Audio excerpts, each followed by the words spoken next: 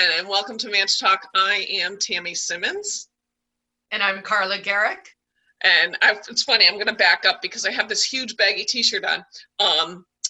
This is week, I don't know what, of COVID shutdown. But I went up to get dressed, and I found this t-shirt that I bought at the beach, and it says, "Wake up and live," and it's got like a beach thing on the back. And I usually just throw it over. But I thought, how about that? That is a good attitude for today. Just wake up and live and try to be a better person and try to help people. And that's my new, this is like people do yoga, people do meditation. Dan says I'm an optimizer. I try to optimize data and relay it to the people who might not be getting it. And that's what I feel like I'm doing in my pastime because, I have lots of things to do. I have a yard to take care of. I have home improvement projects I can work on. I also seem to be spending at least an hour or two a day probably helping people understand what the problem with their unemployment claims are, because there are crazy amounts of people filing for unemployment, and New Hampshire's system can't handle it because it wasn't set up to do the things that we're asking it to do. And it is incredibly sad to watch people get so discouraged, partially sometimes because of their own actions. They don't give the right information or they do things wrong, but it's not an easy system. And then the federal government gets involved, and that's a whole nother layer of complication. And what to somebody seems like somebody actually said to me, "I don't know why Governor Sununu can't just pay everybody and go back and figure it out later." And I'm like, you can't just pay everybody. Why not? I think everyone who's been told to stay at home should absolutely. And I don't even think we should have to fill out any paperwork. I think that they should take the onus on them. Well, that's what the $1,200 stimulus money will be. Just shows up someday. I don't know. Some people got it. I don't know. The IRS doesn't like me. Apparently, I'm not in their direct deposit system or some craziness. I don't know. Yeah, I still need to check on that. We're going to be joined, hopefully, at some point by Will Infantone. Will is on the school charter commission. He's I don't think he's ever served as an alderman, but don't quote me on that. But he is a former state rep, and he does understand how things are going. And he's going to fill us in about what's going on with the school charter commission. If he pops in, he's on another Zoom meeting. And actually, I spoke to Representative Mark Warden from, is that Ward 8, yep. Right? This morning, because I was just curious to find out what was going on with these lawsuits. For our viewers back home, they may recall that last year when we had the election, the city election, we had this new charter commission thing that was introduced.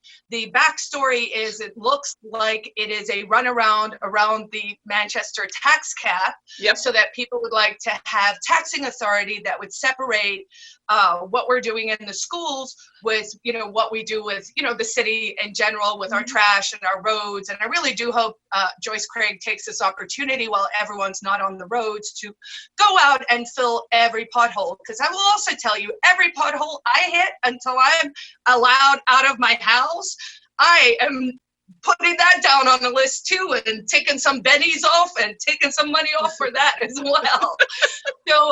So the Charter Commission, they messed up when they introduced it, right? So there was technicalities of writing, badly written laws. Badly written law by Pat Long. Yeah, badly written law. And so Representative Mark Warden wanted to actually become a candidate on the ballot, and he followed the letter of what was written in the law. Then they said, "Oh, you can't register. That passed eons ago." And so he took them to court. The injunctive relief said that you can't, because everyone had already, printed the ballots and it was going forward. The judge, I think, understandably, although possibly not rightly, but understandably, did say, well, let's go forward with the election, and then we'll let people sort of, we'll figure it out later. We'll figure it out afterwards. So now they're in the we'll figure it out afterwards phase of things. So it's back in the lower court, and that's kind of where it is now. I asked him, do we even have a court date? What's happening with that? And of course, with all the weirdness of the world right now, he said, they're not quite sure when that's going to happen. Well, and I had heard from Mark last week at the Manchester Republican Committee meeting, which we did on Zoom. And I think, and Will was involved in that too, so that's why I'm hoping Will jumps on. I believe the latest motion on the part of Mark Warden was to abolish the school charter commission because of the fact that, yes, there's nothing they could have done before because the ballots were already printed, but then the ballots were printed and they elected this commission that Mark Warden was not allowed to even run for. So you can't go back and make him whole. So their latest motion, if I understand it correctly, is to just cancel it all. And then if Pat Long wanted to do it again, they could, because the law would still exist. Now, interestingly enough,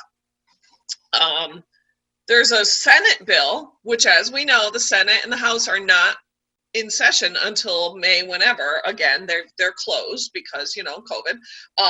There's a Senate Bill 423. The sponsors are Lou D'Alessandro, Kevin Kavanaugh, Donna Soucy, and Rep. Long, so all from Manchester. And it says, this bill clarifies the timeline for declarations of candidacy of Charter Commission members. So what Which, it in my does, opinion, is that is an admission that it wasn't rightly done, exactly. And that they should invalidate the election. So what it does is it takes out that phrase that said, it reads, declarations of candidacy for the commission shall be filed as provided in RSA 669-19, except for that the filing period shall begin on, and it used to say, the fourth Wednesday before the election and end on the Friday of the following week, which is virtually impossible to do. And now it says it shall begin on the Wednesday immediately following the election. What? And coinciding with the recount period pursuant to RSA 44C. The declarations I think they're legally trying to backdoor it. They're actually if we weren't out of session right now, they're trying to be like, we wrote a new law, so therefore it's legal. And I'm going to tell you, because you can tell I'm fighting mad. Like, if these kinds of things, if the courts are going to go, when you look at the plain language on documents, and everyone's just going, this doesn't matter anymore, then my question is, what law? Like, how is there rule of law in this country anymore? Well, so yes, I agree, and that was the gist of what I thought Will was saying too, is that there's something, this is all getting a little too fishy and weird, and then so you have the school charter commission that is meeting that nobody really knows, because even like the budget, did you know there was a budget hearing meeting last night? I read about it in today's paper, but I didn't really know about it. Mentioned that 4 people were on the call, right, and I was like, well, maybe that's because no one knew about it. Somehow we all know about all the emergency stuff. Yes. Somehow people managed to send me. Tammy, let me ask you this. I got a voicemail on Friday. My cell phone is still a 917 phone number because I had never changed it, so it's a New York City phone number. Mm-hmm. So I got a push voicemail on Friday that started with, if you have a sore throat, cough, or fever, let me remind you, it is allergy season. You may have COVID. Really? And I was like, what? So they're calling the entire state of New York, millions and millions of people, and telling them to be scared. Like, that just seems so, it seems very like the reverse of what you would do in a true pandemic. Right. Like, I feel like you don't have to find patients in a pandemic. The patients will find you. That is pretty much by its very nature the problem with something where you have a health crisis at that level. And when I heard that, I was just like, man, I don't know what's going on anymore, but this seems fishy to me. Well, and doesn't it seem like, because I know a lot of, I don't have a ton of, I know some people who still live in New York City. I'm from upstate New York, so I see a lot on my Facebook feed from people in New York. I'm not really following everything that's going on there, but I'm thinking first, those phone calls cost money. Even if the government's doing them, there's still a cost involved in that. And I do agree with you, like, it is allergy season. And first of all, at this point, how is there anybody who doesn't know what the symptoms of COVID are? Like, have you been or is there anyone in the world who doesn't know there's this thing going around? Right, that's what I mean. Everybody I'm pretty sure even the dudes in the Amazon forest know at this stage. So if you're going to send out a message, I think I agree with what you were probably saying is, I would think that the message would say, you know, if you have a fever, but if you've got a runny nose, because I read an article weeks ago and I remember thinking, okay, good, because I always have allergies. And you do start to get a little paranoid because you're like, okay, are these the symptoms?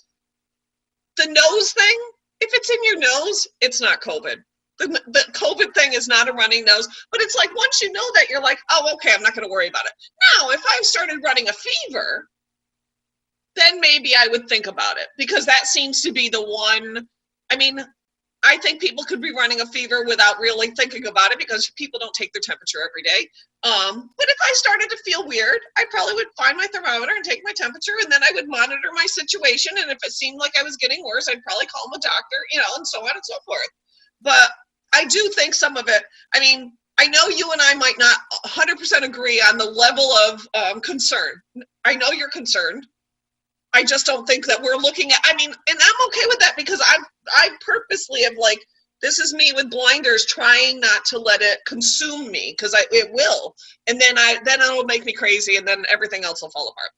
Well, I think that's legitimate, but here's the thing. I think it's important for people to realize you can, as I am, like it's actually like a 3-part Venn diagram. Is I'm concerned about the virus, and I'm concerned about the people who get sick and die, of course.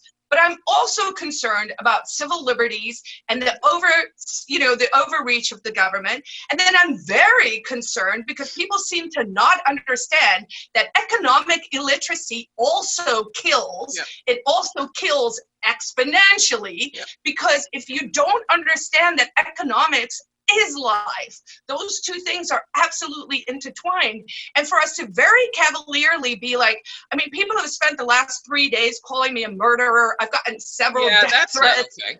And I'm just like, but people, let's just put this in context. Right now, based on the reports I'm reading, and of course the media doesn't really report on this, so I don't blame the people for not hearing our side or being like, Carla sounds a little crazy. But I'm like, if they actually gave us balanced news and they said, here's this legitimate concern, but we should also worry about these things. If you look at the reports coming out from the UN, they're saying hundreds of thousands of children are likely to die. I read something yesterday that said 60,000 migrant workers cannot get in to plant the fields. If you do not plant the fields, the stuff does not grow. If the stuff does not grow, you do not eat. So for people to be like,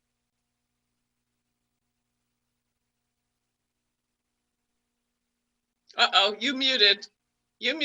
Sorry, did my sound go out? That's okay, because I was like, why can't I hear her? And then I'm like, oh, look, I can see a little mute thing. Sorry. Plant the fields. A phone call came in. I got to figure out like some of the technicalities. But anyway, so my point just being that we can't look at this thing isolated through one lens and just say this part matters, because of course it all matters. And right now we're talking about 20% of working Granite Staters, 20%, that's 125,000 people. That is the population of Manchester and Amherst together, are currently unemployed. And I think, to your point earlier, yes, most of them or many of them will get their jobs back, but you know what? Not all of them. Not all of them. I know several people who have permanently gone out of business. Well, and even companies that will reopen, like there's going to be, some companies are going to this is going to cause them to struggle, and because they have to rebuild.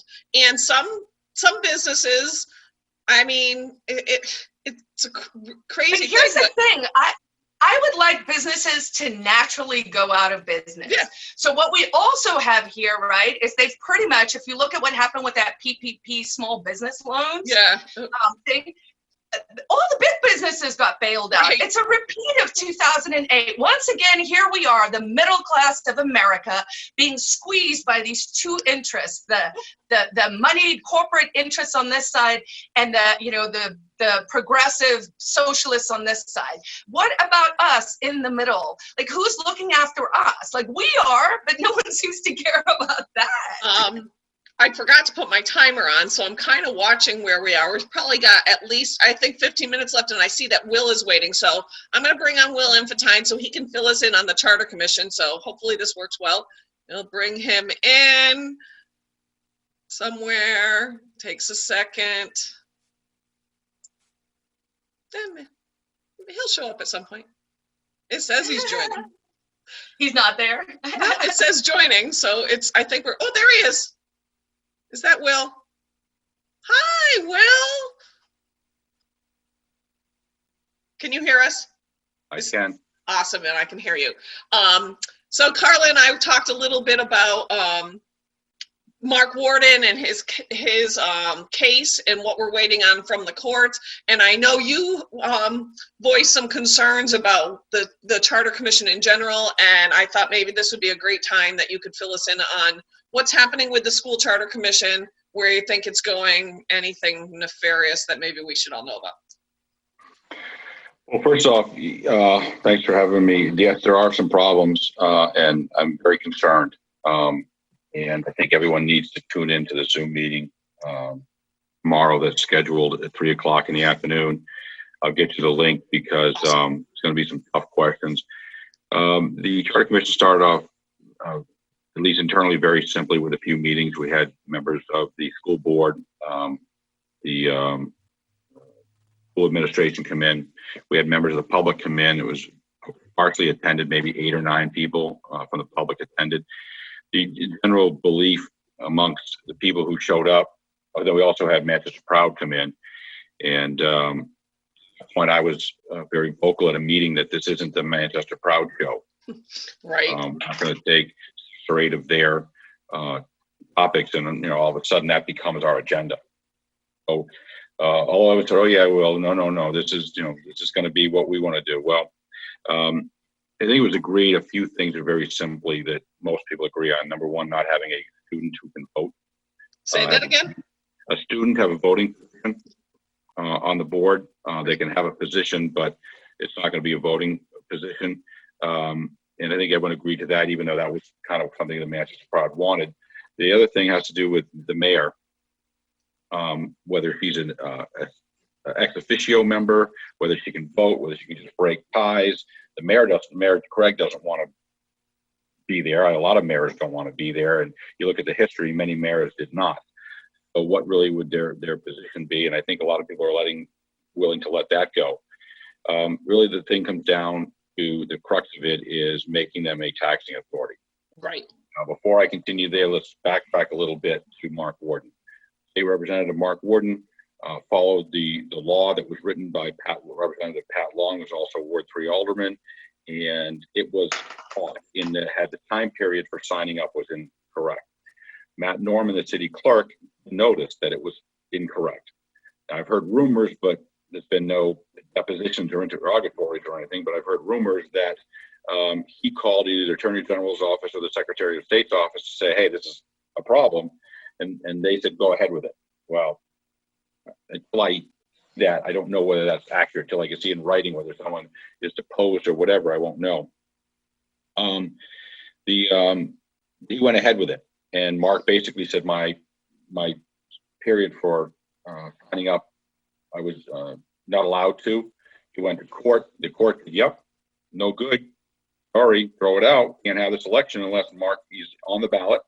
And within 24 hours, you couldn't create new ballots. So the New Hampshire Supreme Court stepped in, and I'm okay with their decision, which basically said, argue this later, go ahead with the election. And I get this, and I'm okay with that. They went ahead with the election, and then the lawsuit kind of hung out there. Wasn't sure Mark really wanted to go forward with it. And then the city of Manchester wrote a motion to dismiss. And if you read the judge's ruling, it was pretty damning. I've never, I mean, I'm not a lawyer, but I've seen enough lawsuits and rulings in my day that when you have a judge basically say the city did a really poor job in their motion, and number two, not only in the base of the motion did the judge say, Mark, you need to refile and ask for damages. Been outlined where in law damages have been given, okay, for something like this. In the footnote, he even said, Mark, well, another motion, which I know has been done, asking for damages. What are the damages? I believe the damages can be some financial, but they can be other things, which would be to nullify the charter. Right. So as the Charter Commission, that has been submitted to the court, so I'm sure the city will have the ability to put in their own motion against this. I think this is what will happen. The judge is pretty clear. He was the first one to do it. They shouldn't have this election. I think he's going to nullify the election, and then they'll go to the New Hampshire Supreme Court. So we, as a Charter Commission, have always been under this cloud that whatever we possibly do is going to be nullified. And Tammy, you and I were state representatives. We like to follow the business protocol and the procedures. And sometimes you win with the procedures, sometimes you lose. Correct. But you should at least follow the procedures. And my big issue is the first procedure was done wrong. The legislation was flawed. The second situation with allowing this flawed legislation and then the dates for the sign up was flawed. And now we have a Charter Commission under the cloud of a judge. Basically, you can pretty much read his motion to see where he's going. So then now we're back here with this thing. So we hired counsel, Dean Eggert, from law firm Wadley Starr, which initially I was against, and I was going to say I wasn't going to vote for it because I know that Dean and his firm used to represent the city in a lot of cases in the school district. Okay. They no longer have that contract, so I said, okay, that's fine. So we have a meeting coming up, and I get this letter, which I'm not allowed to release or talk about. Which is crazy. That's my first question. Who made the decision that this is attorney-client privilege in a Charter Commission that's supposed to be transparent to the public? I'm also going to want to know who has been talking to Dean Eggert other than the chairman, because the content, which I can't talk about, outlines some things that could be done. And I think it is out of this world crazy as to the recommendations and suggestions offered by our council. And I'm really sorry I can't talk about them because I specifically gave them 2 shots. You didn't answer me the first time. Can I make this document public? They didn't answer me the first time. The second one, it came through that no, any conversations or written document between our council and the Charter Commission is not open to the public, which I obviously have a big problem with. And I'm not sure I agree with that. I do believe that conversations between an attorney and, in this case, the Charter Commission, discussing legal strategy might not be able to be publicly disseminated, but I'm not sure that that's what your letter pertains to. It sounds more like these are some things that the Charter Commission can do even if the judge throws your commission out.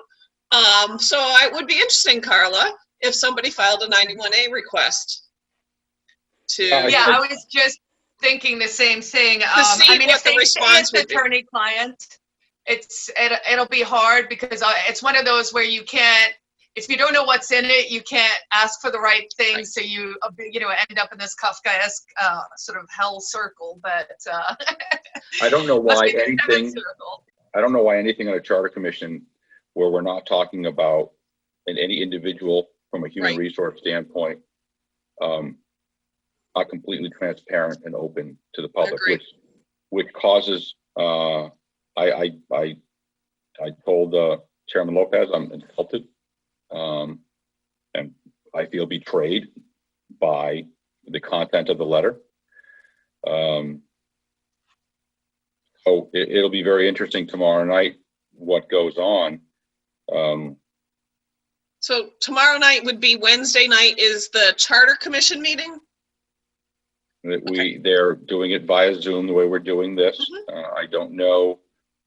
I have been on a Zoom meeting. I'm a member of the New Hampshire Electricians Board, and we did have a Zoom meeting where it was open to the public, when everyone was muted, and then they could, you can put it in the chat.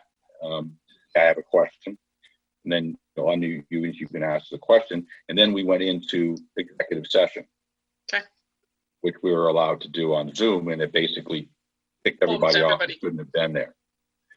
So, and it does not allow them to come back on. So there are these protocols that you can do that. So I don't know. I had the experience having done that, but we'll see how the technology works tomorrow, how many people will be able to attend from the public standpoint. Now, my guess is this is going to be like the aldermanic meetings. This will be recorded, and then it'll be played on public television. Yeah. Hopefully. So I can tell you I've spoken to at least one other member of the commission that wants to make a motion to dismiss the commission. Okay. Based on some of these things. We have a timeline situation. The timeline may interfere with the legislature and their inability to meet. Our timeline is June 15th, that we really need to have something. Any proposals? Then to follow the protocol to go to the Secretary of State, Attorney General, and then come back with any changes that need to be made so we can have our final vote. Well, one of the things that are being done, which I also have a problem with, because of the flawed legislation presented by the legislature and passed, Senator D'Alessandro, who's also a member of the commission, has filed a piece of legislation. We talked about this earlier, just so you know. Try to change it going backwards, which something vaguely in my mind that something happened like that with the Charter Commission years ago, where something was filed and something was amended post. But I think it was a little different. Maybe you can remind me. So, well, the tax cap legislation on the tax cap was retroactive, saying that any tax caps that had been approved by the voters were covered in a piece of legislation that went forward. But that isn't exactly the same as going back and saying, oh, that filing period that we spelled out in law last year that screwed this all up. Yeah, we just want to erase that now. That's not really the same thing. Even if it would pass constitutional muster, even if Senator D'Alessandro, and I think, I'm not even sure if Representative Long is on that one or not. But he is. Oh, he is. It's him, Senator Kavanaugh, Senator D'Alessandro, and Senator Susi.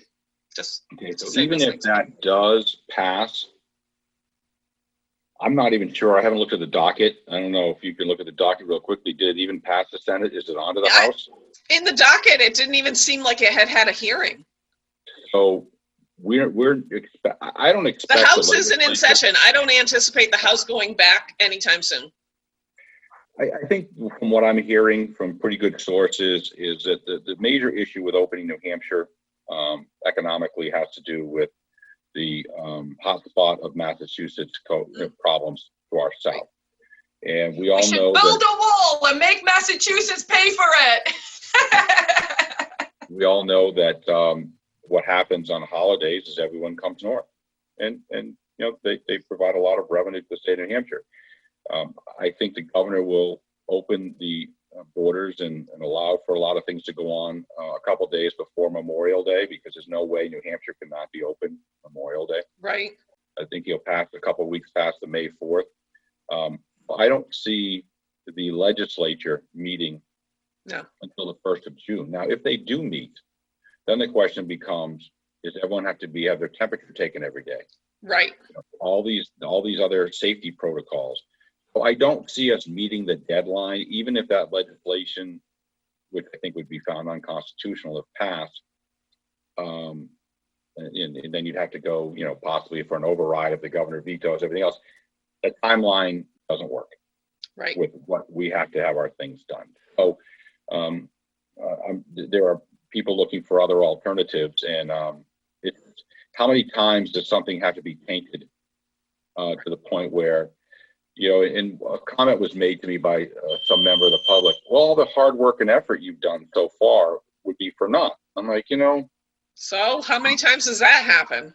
how many times have we worked on something legislatively or whatever, ever, then have it be for naught? Right. The last charter commission I worked on, you put 100 hours into it. We didn't like it. It was a pass 4-3 or something like that, Yep. 5-4, and then it was resoundingly rejected By the citizens. voters. So, utilizing that excuse that, well, it's a lot of time and effort that went into this. Well, I'm guessing on our timeline here for the show, just because I forgot to hit my timer. So I don't want to overrun because I don't want them to shut us off on local access. I do appreciate that you're chiming in, and people should, because we will be posting this whole video on Facebook later today.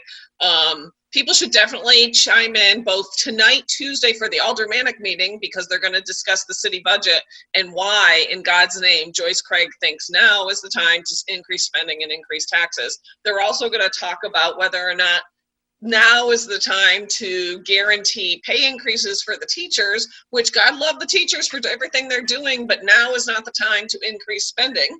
And then tomorrow night, Wednesday night, tomorrow afternoon at 3:00, tune in and watch or participate in the school charter commission meeting.